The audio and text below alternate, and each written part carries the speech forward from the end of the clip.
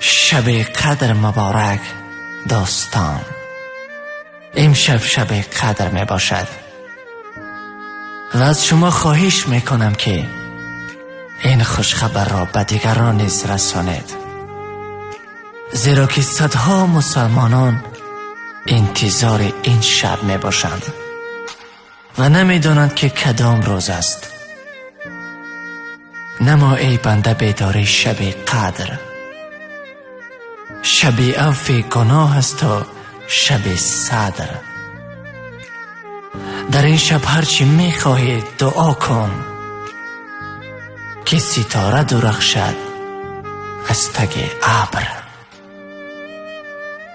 اللهم انک عفو تحب العفو فاعف عنی. شب قدر